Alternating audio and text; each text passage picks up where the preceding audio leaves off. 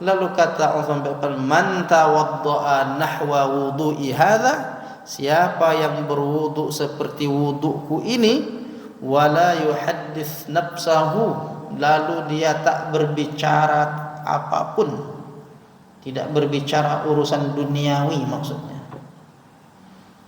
Thumma yusalli raka'ataini, sampai dia kemudian salat 2 rakaat. Setelah itu maka dia ghufirat khotoyahu, diampuni dosa-dosanya. Ma taqaddama min dzambihi, diampuni dosa-dosanya yang telah lalu.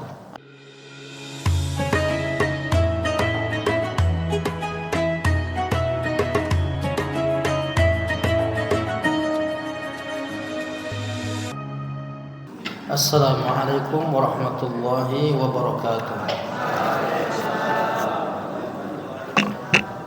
Alhamdulillahilladzi nahmaduhu wa nasta'inuhu wa nastaghfiruh wa na'udzu billahi min syururi anfusina wa min sayyiati a'malina, may yahdihillahu fala mudilla lahu wa may yudlil fala hadiya lahu.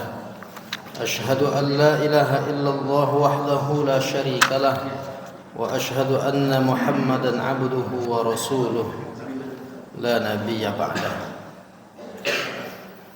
Jamaah yang dimuliakan Allah Subhanahu wa taala, mengawali majelis kita pada malam ini kita bertahmid alhamdulillahirabbil alamin.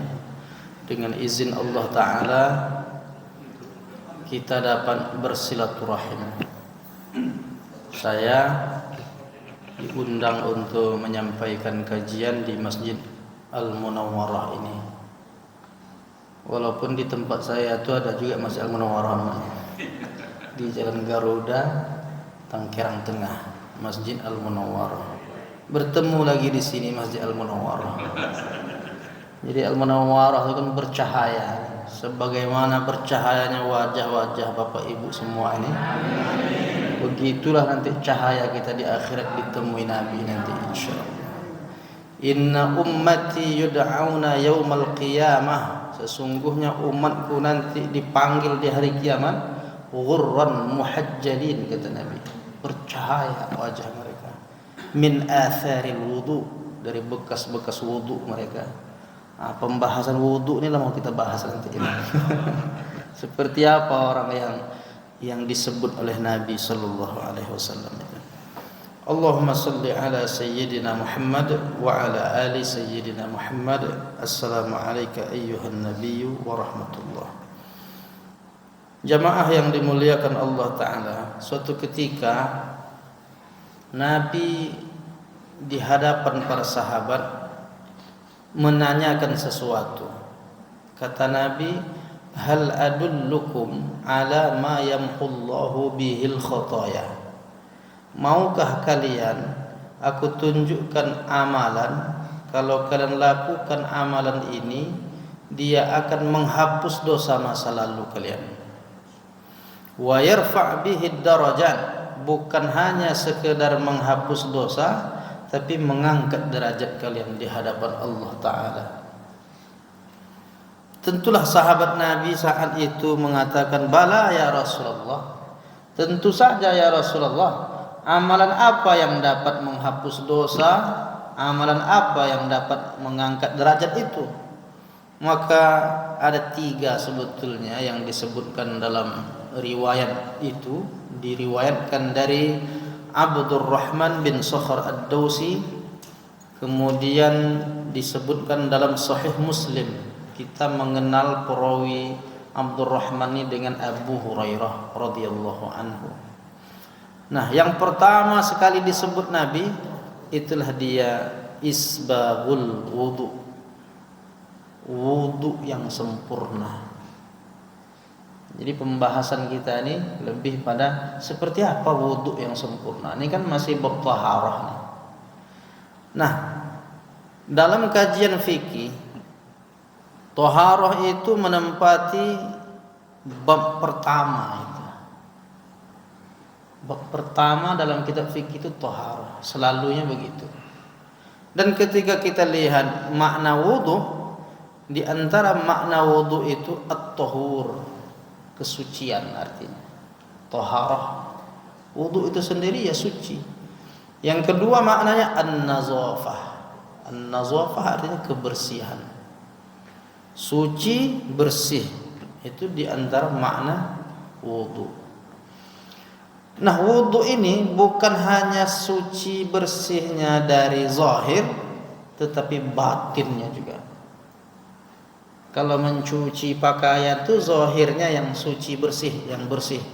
Tapi wudu ini dia bukan perkara lahiriah, tapi dia juga masuk ke dalam batiniah, di dalam itu. Makanya wudu ini amat sangat penting. Berbicara tentang takbiratul ihram, mengangkat tangan, ruku, i'tidal, sujud, kaifiyat tata caranya tak ada dalam Quran. Mana ada dalam Quran apabila engkau salat maka bertakbirlah, setelah itu baca iftitah, baca al-Fatihah, baca ayat, ruku'lah, i'tidal, tak ada dalam Al-Quran. Tapi untuk wudu ada satu surah itu tentang rangkaian ibadah wudu ini. Begitulah pentingnya wudu ini.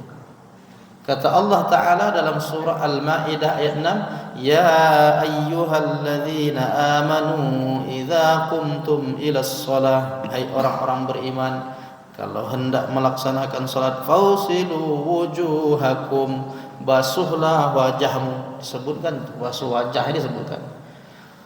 Wa aydiyakum ilal marafiq, dan basuhlah tanganmu sampai ke siku. Disebutkan rangkaiannya. Wamsahu biru'usikum, usaplah kepalamu. Wa arjulakum ilal ka'bain, basuh pula kakimu sampai ke mata kaki. Disebutkan rangkaiannya itu sempurna. Tapi tentang salat tak ada disebutkan oleh Allah dalam Quran. Tapi tentang salat ini nanti dirincikan di dalam hadis Rasulullah sallallahu alaihi wasallam. Nah, bagaimana, kenapa bisa 4 poin dalam Quran ini kok beda pendapat ulama tentang ini? Nah, disitulah ulama fikih berperan. Mengapa 4 jadi 6? Bukankah dalam ayat ini cuma basuh wajah, kemudian basuh tangan, usap kepala, basuh kaki, 4 aja. Tapi dalam rukun wudu itu bukan 4. Terus jadi berapa rukun wudu itu? Jadi 6. Dari mana datangnya? Di situ namanya digali dalil-dalil ini oleh para ulama. Di antaranya karena dia ibadah mesti didahului dengan niat. Maka diletakkanlah rukun pertama dari wudu itu an-niyah. Niat itu apa? Al-qasdu, menyengaja di dalam hati. Jadi bukan kebetulan, memang disengaja di dalam hati. Untuk apa? Mengangkat hadas kecil.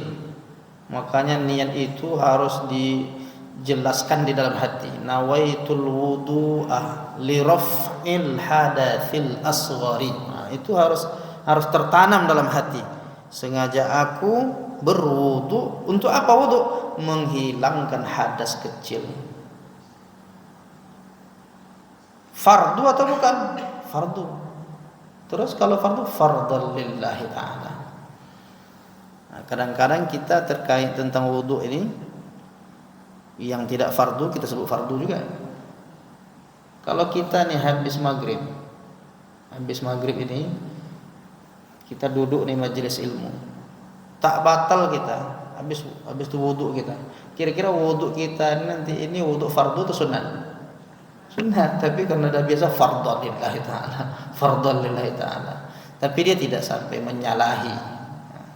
Sebetulnya kalau wudu belum batal berarti sunat, memperbaharui wudu, dan itu baik.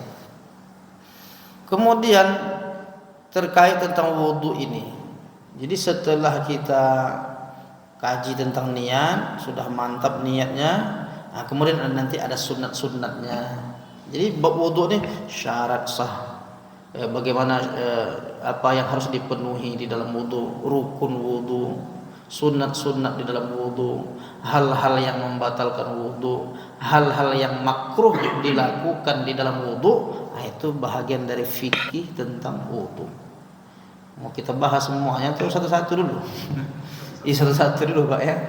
Nah, kita bicara tentang rukun, bahkan bisa sekaligus dengan sunnah-sunnahnya supaya wudu sempurna. Bukankah tadi hadisnya, maukah kalian aku tunjukkan amalan yang dapat menghapus dosa, mengangkat derajat? Mau ya Rasulullah. Kalau mau, sempurnakan wudu, kata Nabi.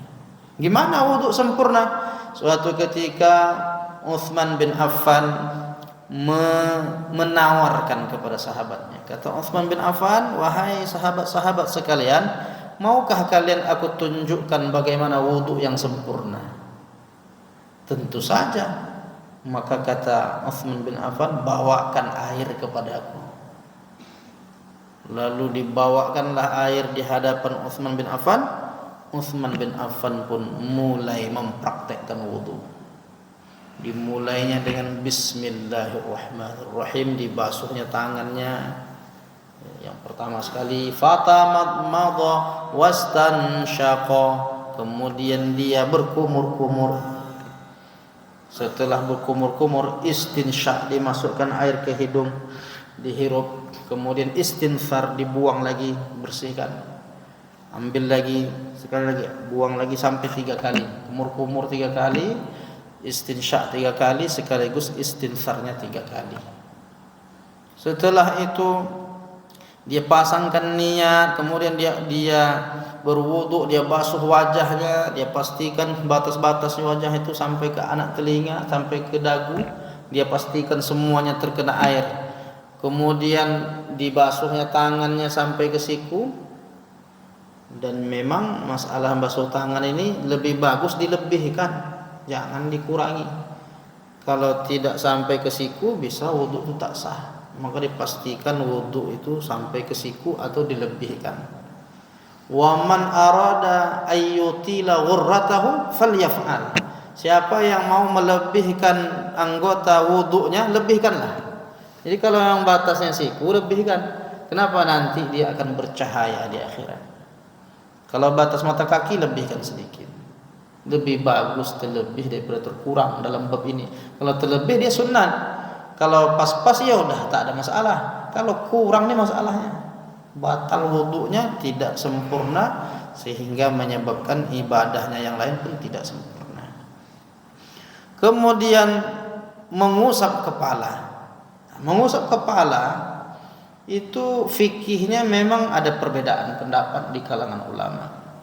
Apakah mengusap kepala itu seluruhnya, dari depan ke belakang, naik lagi ke depan? Banyak hadis-hadis tentang itu memang. Di antaranya ulama mazhab Maliki, Hanafi. Kalau Hanafi 1/4 kepala. Jadi usap aja sampai ke ubun-ubun, nah itu sudah sempurna. Sementara dalam mazhab Maliki dia mesti satu rangkaian dari depan dipertemukan sampai ke belakang, lalu naik lagi ke depan, dan satu paket langsung ke telinga, karena telinga bahagian dari kepala. Itu pemahaman dalam mazhab Maliki. Nah, adapun dalam mazhab Hambali juga sama seperti mazhab Maliki itu, mereka mempraktekkan dari depan ke belakang. Satu riwayat 3 kali. Dan dalam mazhab Syafi'i itu diberikan batasan minimal. Batasan minimalnya apa? Wamsahu bi ru'usikum, usaplah bi. Nah, gara-gara bi itulah ulama beda pendapat. Ini bi ini maksudnya seluruh kepala, sebahagian. Nah, bi ini disebut ba'u lit-tab'id. Ba untuk menunjukkan sebahagian. Kalau dah diusap minimal sehelai rambut atau 3 helai rambut, dia sudah bahagian dari kepala. Makanya orang tua-tua dulu tuh wudu asal begini, udah kena, sudah bahagian dari kepala. Maka wudunya sudah sama hakikatnya dengan mengusap ke depan ke belakang. Yang kita khawatirkan dia kan pakai minyak rambut bris itu kan. Yang zaman-zaman dulu tuh, waktu minyak rambut bres kan, diusapnya persi yang tadi tuh, habislah meleleh deh kan. Itu kan problem, makanya diambilnya. Itu kan cara bagaimana memudahkan, yang penting dia bahagian dari kepala. Bisa di samping, pokoknya masih di atas kepala. Dan jangan pula terlalu menghitung-hitung sama Allah. Minimal sehelai rambut. Memang sehelai rambut betul diambil. Mana yang sehelai rambut? Itu kan hitung-hitungan dengan Allah Ta'ala. Jadi kita kalau bisa sempurna dengan cara mengusapnya lebih banyak, itu lebih utama. Dengan catatan tidak boleh menyalahkan kalau ada orang yang cuma sedikit itu, karena itu juga bahagian dari makna kepala. Wamsahu biru'usikum wa arjulakum ilal ka'bain, dan basuhlah kakimu sampai ke mata kaki. Selesai Utsman bin Affan mempraktikkan wudu, kemudian dia pun berdoa, asyhadu an la ilaha illallah wahdahu la syarikalah wa asyhadu anna muhammadan abduhu wa rasuluh, Allahumma ja'alni minat tawwabin wa ja'alni minal mutatahhirin wa ja'alni min ibadikas salihin. Dalam riwayat lain, walaupun ada juga orang tak ada wa min ibadikas salihin, tak dilihatnya riwayat lain. Nah, jadi boleh juga Allahumma ja'alni minat tawwabin wa ja'alni minal mutatahhirin, sampai situ boleh juga. Bahkan sebahagian ulama lagi boleh menambahkan doa yang baik-baik. Kalau kita mau berdoa di situ, tambahkan doa-doa lain boleh. Karena doa itu kan ada yang ma'tsur, ada yang ghairu ma'tsur. Nah, selesai berdoa, sudahkah sempurna wudunya? Rupanya belum. Belum sempurna wudu. Lalu kata Allah, man tawadda'a nahwa wudu'i hadza, siapa yang berwudu seperti wuduku ini, wala yuhaddits nafsahu, lalu dia tak berbicara apapun, tidak berbicara urusan duniawi maksudnya. Thumma yusalli raka'ataini, sampai dia kemudian salat 2 rakaat. Setelah itu maka dia ghufirat khotoyahu, diampuni dosa-dosanya, ma taqaddama min dzambihi, diampuni dosa-dosanya yang telah lalu. Nah, itulah maka kata Nabi, maukah kalian aku tunjukkan amalan yang dapat menghapus dosa? Mau ya Rasulullah. Kalau mau, sempurnakan wudu. Habis itu Utsman bin Affan mengajarkan, mau sempurna wudu, mau. Gimana caranya? Dipraktikkan oleh Utsman. Maka kata Utsman, siapa yang berwudu seperti wuduku ini, setelah itu dia tidak berbicara urusan duniawi, salat dia 2 rakaat, salat sunat wudu, diampuni dosa-dosanya yang telah lalu. Jadi kalau ada nanti kawan kita habis wudu diajak bercakap, Pak, gimana kabar Pak? Berarti dia ngamalkan itu tuh, dia tak mau bicara. Tapi yang dimaksud di situ bukanlah berarti tak bicara sama sekali.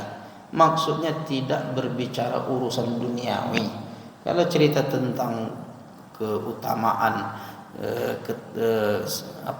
keagungan Allah, mensyukuri nikmat Allah, dalam rangka untuk bermunajat kepada Allah, memberi semangat ibadah, tak apa-apa. Yang tak boleh itu urusan-urusan duniawi untuk meraih wudu yang sempurna. Ada orang tak mau dia bicara, ya. Nanti habis sholat bicara dia. Kenapa tadi aku tak mau? Aku ingin meraih wudu yang sempurna itu. Nah, jadi habis ini kalau ada diam nanti kita dah maklum. Kalau ada orang diajak bicara habis wudu, dia mau meraih keutamaan yang luar biasa itu. Jamaah yang dimuliakan Allah Ta'ala, terkait tentang wudu ini banyak problematika yang bisa kita gali terkait tentang hukum membatalkan, karena banyak ikhtilafnya. Apakah persentuhan laki-laki perempuan membatalkan wudu? Itu dibahas dalam fikih kan. Di kalangan mazhab Hanafi, suami istri kalau terjadi persentuhan itu tidak membatalkan wudu. Karena yang dimaksud Aw lamastumun nisa, atau engkau menyentuh perempuan yang di situ maksudnya jima, hubungan suami istri, baru batal. Sementara di kalangan mazhab Maliki persentuhan akan batal kalau ada syahwat. Nah, mazhab Syafi'i yang ketat dalam ini. Asal bersentuh, yang penting persentuhannya itu memang kulit. Kalau dia ada alas, enggak batal. Persentuhan kulit, suami istri salaman, otomatis sudah batal itu. Baik yang menyentuh maupun yang disentuh, batal wudunya. Makanya banyak orang menjadi muskil baginya, mengapa ada orang wudunya dia mazhab Syafi'i, tapi pas persentuhan sama istrinya kok enggak wuduk lagi. Itu masalah. Wuduknya mazhab Syafi'i, versinya wuduk Syafi'i, cara ngambil rambutnya itu wuduk Syafi'i juga. Sama-sama rangkaiannya ngikut cara wuduk mazhab Syafi'i. Pas dia berangkat ke masjid, salaman dengan istrinya. Sampai ke masjid langsung dia tahiyatul masjid, Allahu Akbar. Nampak oleh bapak ini orang mazhab Syafi'i dia. Tapi setelah dia sentuhan sama istrinya kok malah dia sholat. Belum wuduk nampaknya. Pas ditanya, bapak tak wuduk lagi? Tadi salaman saya tengok. Saya mazhab Maliki katanya. Bisa ya berubah saat itu juga. Nah, jadi masalah mazhabnya harus duduk juga. Kita tidak boleh pindah-pindah mazhab tanpa sebab. Tapi boleh nggak pindah mazhab? Boleh, dengan catatan dan syarat ketentuan yang berlaku. Kapan kita bisa mempraktekkan itu? Nah, khususnya bagi jamaah haji atau jamaah umroh, itu ada qaul-qaul ulama kita. Kalau memang sangat sulit untuk menghindar persentuhan, maka saat itu dia mesti berwudu ala mazhab yang lain supaya tidak jadi batal. Maka kalau kita praktekkan seperti mazhab Syafi'i, wudu itu tetap diupayakan, maka harus betul-betul hati-hati, jangan sampai terjadi persentuhan. Sementara kita sulit menghindari rombongan banjir manusia itu. Tawaf itu kan maksudnya, tawaf itu kan sama dengan sholat. Kalau terjadi persentuhan, batal wudu dalam mazhab Syafi'i. Nah, sekarang kita orang Indonesia ini bermazhab Syafi'i, sampai di Ka'bah kita pertahankan, susah. Apalagi kalau orang-orang India itu, dia kan tak pakai kaos kaki tuh ibu-ibunya. Kadang-kadang ramai tersepak kakinya, tersentuh kaki kita. Batal itu kalau mazhab Syafi'i. Terus karena mazhab Hanafi itu kaki itu nggak aurat. Nah, itu pula bedanya. Kalau kita nih ibu-ibu, kaki itu kalau sholat nampak kaki batal sholat. Kalau mereka sholat di depan Masjid Nabawi itu kaki nampak. Karena dia punya pemahaman kaki itu illa ma zahara minha, maka dia tidak termasuk aurat dalam mazhab Hanafi. Kadang-kadang ibu-ibu ni cuma lah solat macam tu katanya, karena dia memandang dari sudut mazhab Syafi'i. Nah, kita perlu, kalau tahu kita dalil-dalil itu, kita enggak akan nyalah-nyalahkan, tapi kita harus punya sikap. Kalau memang kita tidak bisa mempertahankan mazhab Syafi'i di sana, ulama kita yang menganjurkan. Apa anjurannya? Hendaklah kita mengikut mazhab Maliki untuk sementara. Nah, bagaimana caranya supaya wudhu tidak batal itu? Dipastikanlah waktu kita membasuh tangan itu, sela-sela jari itu nama tadlik, digosok-gosok tuh. Nah, itu wajib tuh. Kalau tidak begitu wudhunya batal wudhunya. Berarti kalau persentuhan itu jadi batal jadi. Dalam mazhab Syafi'i itu sunat, dalam mazhab Maliki itu wajib. Kemudian mengusap kepalanya yang versi Maliki tadi, satu kali satu paket sampai ke belakang, kemudian depan lagi, lalu satu paket sampai ke telinga. Kalau ditengoknya kita coba begini aja, mereka pun menganggap wudu itu tidak sah. Maka supaya kalau wudu kita ingin tetap sah meskipun terjadi persentuhan, berwudulah ala mazhab Maliki. Begitu ulama kita menganjurkan. Kecuali nanti ada lagi fikih lainnya. Pakailah fikih yang lain dulu katanya. Tak apa-apa dalam kondisi darurat. Tapi kalau kita melihat dialektika pemahaman ulama tentang ini, yang lebih aman itu berpindah mazhab sementara. Habis itu nanti balik kampung mazhab Syafi'i lagi. Ini kalau udah pindah sekali Maliki tetap Maliki. Berubah dia sampai kampung halaman. Sama dengan orang belajar di Makkah Madinah sekian tahun, dulu dia mazhab Syafi'i di kampungnya. Baca bismillah jahar. Agak 4 tahun dia kuliah di Makkah Madinah tuh, balik sini disalah-salahkan orang kampung. Nggak ada bismillahnya jahar-jahar itu. Ini masalah juga itu. Mestinya dia harus dudukkan. Ini kan kita mesti juga pakai pepatah kita, di mana bumi dipijak, di situ lagi dijunjung. Kalau udah balik kampung pakai mazhab yang mayoritas mengikut mazhab Syafi'i. Jamaah yang dimuliakan Allah Ta'ala. Kemudian ya kalau bicara wudhu ini sebetulnya luas. Hal-hal yang makruh, hal-hal yang sunnah, hal-hal yang membatalkan. Kemudian juga perlu kita kaitkan nanti dengan kalau tak ada air wudhu, terus harus bagaimana dengan tayamum. Itu bab taharah. Ini bab taharah ini luas. Ada tentang najis, air yang suci mensucikan, air mutlak, air musyammas, air terkena matahari, air yang sudah dipakai lagi. Segala macam rangkaian tentang masalah haid, nifas, banyak pembahasan taharah itu. Tapi paling tidak yang paling asas, yang paling penting ibadah yang harian kita lakukan inilah wudu ini yang harus betul-betul clear. Jangan sampai kita selama ini udah sholat dah sekian lama, rupanya kena pada pasal wudu, pasal paling mendasar kita kena. Maka kita kaji malam ini tentang wudu yang sempurna ini.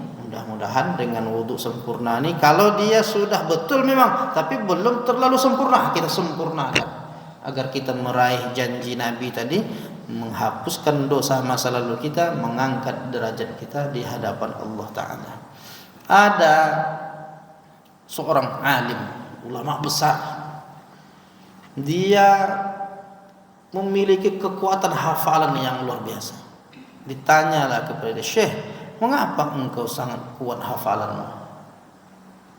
Kata Syekh, ini rahasianya ada pada ibu. Kenapa ibunya? Setiap akan menyusukan anaknya ini, dipastikan dirinya dalam keadaan berwudu.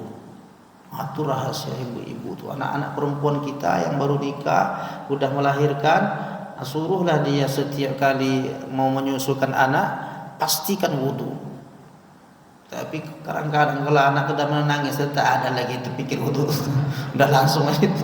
Jadi ini harus ada orang yang punya perhatian khusus. Ini rahasia kecerdasan itu. Rahasia kecerdasan umat Islam. Wudu bukan hanya untuk sholat. Mau tidur disunahkan wudu, mau belajar disunah wudu, baca Quran dianjurkan berwudu. Semua aktivitas kita nih kalau didahului dengan berwudu, nah disitulah mendapatkan keistimewaan yang luar biasa. Orang Jepang saja hari ini untuk meningkatkan omset perusahaan, setiap jam 12 siang itu disuruh mencuci muka sama mencuci kepala. Itu hasil penelitian. Dia jam 12 kan mereka kerja aja tuh hidupnya, hidup untuk kerja kan. Gimana omset perusahaan ini meningkat? Jam 12 siang berhenti istirahat, membasuh tangan, membasuh wajah, mengusap kepala. Amalan apa itu? Itu amalan wudu, cuma dia tak mau ngasih tahu itu wudu. Kenapa? Refresh semangat. Nanti dia istirahat sebentar, tidur sebentar, itu yang disebut qailulah. Nanti untuk memulai itu semangatnya meningkat. Makanya pekerjaan omset perusahaan itu meningkat tajam. Itu hasil penelitian. Jadi kalau orang Islam, kita baru mau buat itu karena penelitian orang Barat, orang Jepang misalnya, maka kita ini sebetulnya siapa yang mengajar itu? Jangan sampai kita diajari pula oleh mereka. Sebetulnya kita lah yang mengajar mereka. Nah begitu juga tentang ada hari-hari mencuci tangan, itu kan hari mencuci tangan sedunia. Kita nggak perlu diajar. Orang Islam dari dulu Nabi sudah mengajarkan mencuci tangan. Sekarang sibuk orang memproklamirkan hari bersih-bersih. Kita nih umat Islam yang paling bersih. Seharusnya seyogianya begitulah. Nah, jadi jangan kita sampai latah pula ikut-ikut membesar-besarkan kegiatan orang-orang yang sebetulnya mereka belajar dengan umat Islam ini. Nah, jadi itu pendahuluan kita terkait tentang wudu ini. Barangkali ada yang mau kita diskusikan beberapa menit menjelang Isya ini. Kita banyakkan tanya jawab aja lah kalau masih ada waktunya Pak ya. Nah, baik, kalau ada yang mau didiskusikan dipersilahkan. Silakan Pak Imam. Betul. Bagaimana kalau wudu itu berpindah tempat? Maksudnya ada suatu hal misalnya di masjid sini tahu-tahu airnya habis, sementara dia masih mencuci tangan, kemudian dia pindah ke masjid lain. Itu sah atau bagaimana? Ya, di antara yang dianjurkan itu mualat. Mualat itu tidak ada jedah. Nah, tapi kalau jedahnya dari sini bergeser sedikit itu tak jedah. Kalau sini pindah Munawarah ke Al Jihad kan jauh pindahnya. Nah, itu harus ulang lagi lah. Nah, karena itu sudah terpisah dia kan, sudah terpisah rangkaian. Nah, oleh karena itu kalau mau sempurna dapat di situ sebanyak airnya diulanglah lagi niat dari awal lagi. Seperti itu. Sama itu dengan sholat apa? Sholat jamak. Sholat jamak itu tak bisa dipisah dengan kegiatan lain. Dia memenuhi syarat untuk menjamak sholat lewat dari 89 kilo. Masuk waktu zuhur, dia sholat zuhur 2 rakaat. Setelah itu langsung dia sholat asar 2 rakaat. Jadi kalau dia sholat zuhur 2 rakaat, salam, sempat pula dia dulu menelpon. Nah, itu terputus dia jamaknya itu. Nggak boleh diputuskan dengan aktivitas lain. Kecuali hanya zikir-zikir ringan atau iqamah langsung setelah itu. Nah, begitu juga rangkaian ini. Apalagi sempat pula main tenis, badminton. Nah, itu lebih putus lagi dia itu kan. Jadi aktivitasnya sudah tidak bahagian dari rangkaian ibadah. Jadi gitu Ustaz ya. Harus menyambung dia. Allahu a'lam. Ya Pak. Ini masalah jilatan anjing. Iya. Celana ini kan kita tidak bawa sholat sebetulnya. Macam olahraga. Waktu sholat kita ganti lah ya. Iya. Apakah perlu disamak juga celana itu? Iya. Idza walaghal kalbu ala ina'i ahadikum falyaghmishu. Apabila anjing menjilat satu bejana di antara kamu, maka hendaklah disamak, dibasuh dengan air 7 kali, salah satunya dengan tanah. Itu bukan hanya untuk bejana. Semua pakaian milik kita itu berarti dah terkena. Kalau dia baju pakaian berarti itu kena najis betul. Najis berat, mughallazah. Najis dibagi 3. Najis mughallazah, najis berat, jilatan anjing itu termasuk. Ada najis mutawassithah. Nah, misalnya ya kotoran biasa itu kan najis mutawassithah. Ada najis yang ringan mukhaffafah. Nah, jilatan anjing ini kalau memang mengenai pakaian kita itu harus disamak, Pak. Kalau dipakai berarti kita melaksanakan sholat dalam keadaan bernajis. Sementara syarat sah sholat bersih dari najis, dari hadas kecil dan besar, dari najis, pakaian bersih, tempat sholat bersih. Nah, makanya itu harus dikelirkan dulu. Ini pakaian tidak dibawa sholat. Tidak dibawa sholat. Nah, hanya pakaian olahraga saja. Ya. Waktu sholat kan kita ganti. Apakah celana yang olahraga ini tadi bisa? Iya, kalau kita mau selalu dalam keadaan bebas dari najis, maka kita sama juga itu. Nah, saya memang tak bernajis waktu sholat, tapi bernajis waktu olahraga. Gitu. Nah, jadi kita kalau mau selalu bersih, kita pastikan jangan sampai ada bahagian dari pakaian kita, sesuatu bejana itu dalam keadaan bernajis. Iya Bu, silakan. Ya.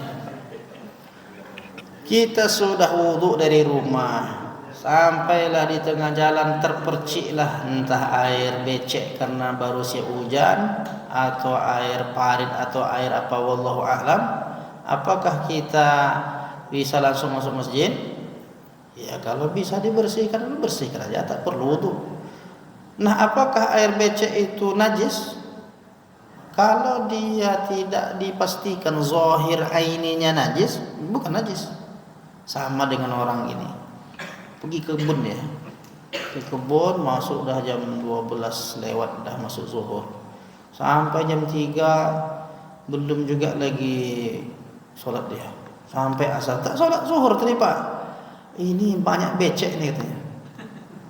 Jadi kalau becek itu najis, becek itu enggak najis, tanah itu enggak najis, air bercampur tanah itu enggak najis, justru dia suci. Bahkan dia bisa mensucikan. Kalau tak ada air, tanah, debu itu bisa untuk mensucikan. Jadi sebetulnya ada orang yang tak mau sholat itu alasan aja untuk mau sholat. Bisa becek banyak betul, kotor nih, kena lumpur katanya. Lumpur enggak najis, kecuali kita pastikan di lumpur itu ada tai kucing, ada kotoran makhluk lain situ. Itu jelas najisnya. Kalau dia cuma tanah dan becek begitu, yang tidak kita tahu pasti ada najisnya, maka dia bukan najis. Hanya kalau kita memang berangkat ke masjid tadi kotor sedikit, itu tinggal disiram aja udah selesai, tidak perlu wudu lagi, maka sholat kita sah.